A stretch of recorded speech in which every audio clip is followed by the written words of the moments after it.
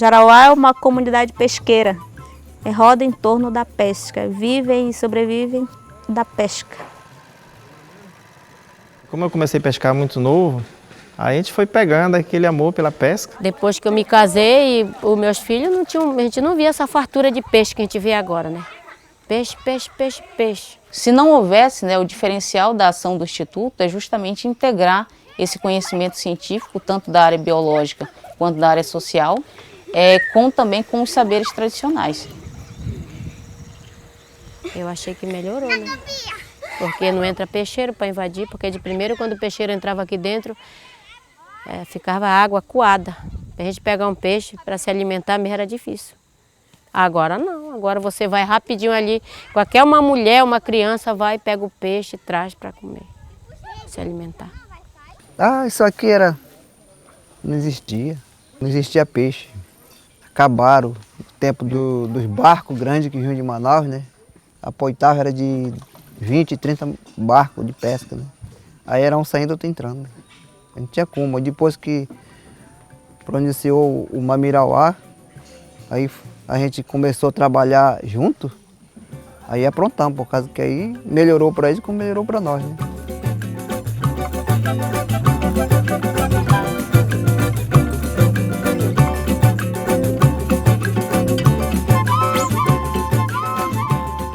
Então as pesquisas já vinham acontecendo, mas elas se intensificaram a partir de 96.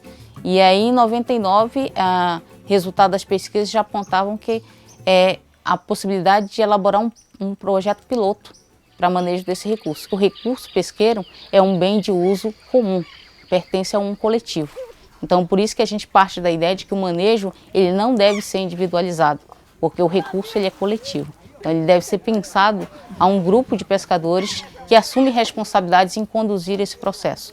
Assume responsabilidade em promover as reuniões que são necessárias para a definição de regras e planejamento, como assume responsabilidade também em se colocar na linha de frente na área de proteção desse recurso para garantir que no momento da pesca se tenha peixe.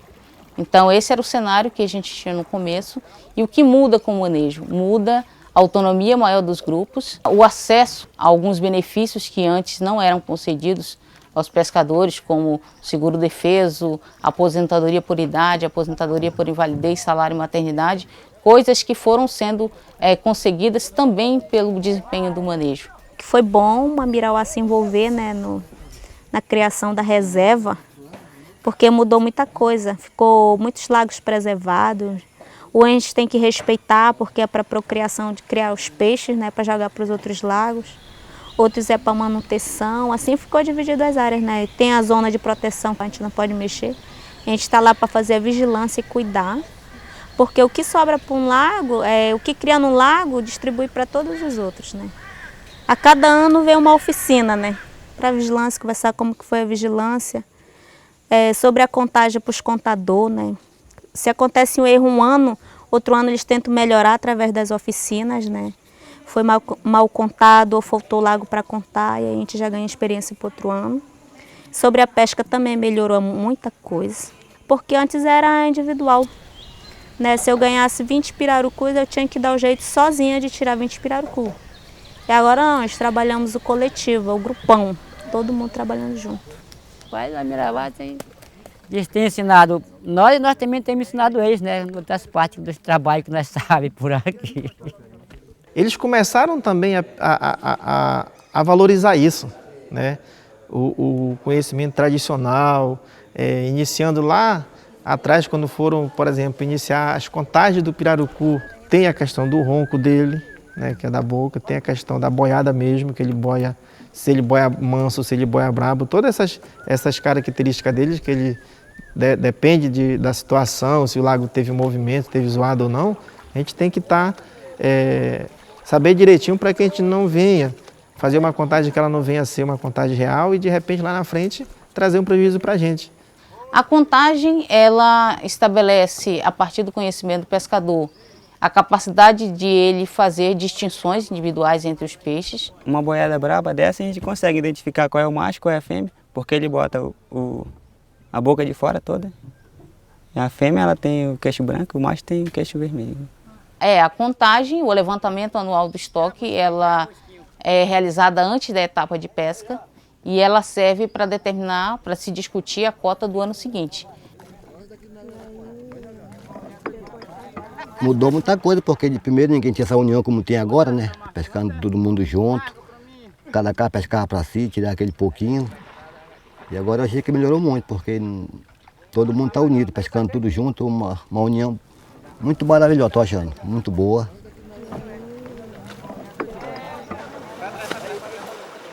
O manejo da pesca, nós trabalhamos na limpeza, limpando o peixe, ajudando, né, pesar o peixe, ajudando na cozinha. Quando a gente tem folga, a gente vai para a cozinha, quando chega o peixe, a gente vai limpar o peixe.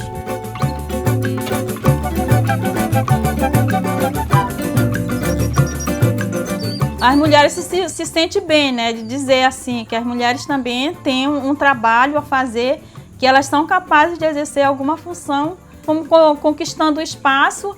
E hoje, quando é para escolher alguém para a diretoria, sempre estão apontando as mulheres.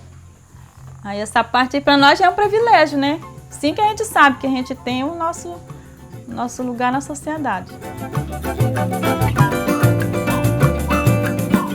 Acho que essa participação dos pescadores da cidade nesses projetos é fundamental para a conservação do recurso pesqueiro. A gente conseguiu repassar essa mensagem de que essa proposta de conservação é viável, que você pode participar, que você pode, né, se beneficiar com isso também.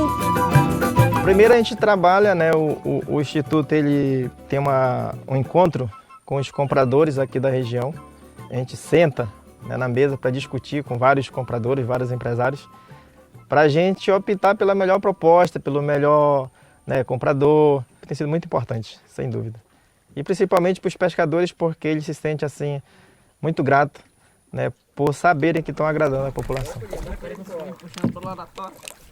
É porque você trabalha durante um ano, né, e para ter só aquele momento ali, né, depois de 10 meses de muita luta, de muita batalha, porque você vigia todos os lagos, você tem que tomar de conta, não pode deixar que as pessoas entrem, né, os invasores, para levar o peixe. A gente cuida ali com todo cuidado, para que nesse momento, principalmente da feira também, a gente possa, por exemplo, estar mostrando um peixe com melhor qualidade, né, e aí o pescador ele se sente feliz. A feira e o final da pesca é uma festa para cada pescador que está envolvido nesse acordo.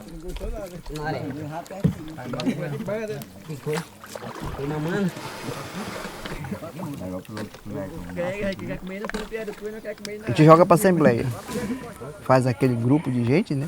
Isso aí vai para a Assembleia. Vamos dizer que esse ano eu fui o coordenador, né? Se teve erro, a gente troca. Tem outras pessoas que fazem que não tem mais, entende mais do que eu, vai ser o coordenador.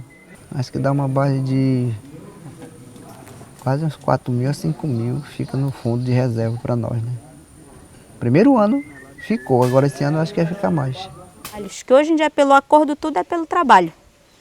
Você pescar vale uma porcentagem, você ir para vigilância é outra porcentagem, você ir para contagem de pirarucu é outra também porcentagem, aí sim vai embora. Aí no final a gente vai, né, prestar conta com todos eles.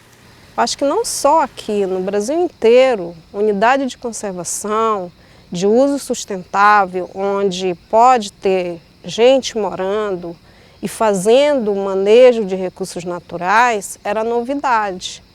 Então, muita gente não acreditava na proposta. Então, ao longo desses 15 anos, eu percebi que mais pessoas, né, de todos os segmentos, aderiram a essa proposta de conservação da biodiversidade, principalmente porque tem essa possibilidade de participar dos programas de manejo de recursos naturais. O meu sonho para a minha comunidade, eu quero que ela tenha o suficiente, principalmente na nossa alimentação, né, do nosso pescado, que não falte o pão de cada dia para cada uma pessoa, no nosso setor ou comunidade que seja.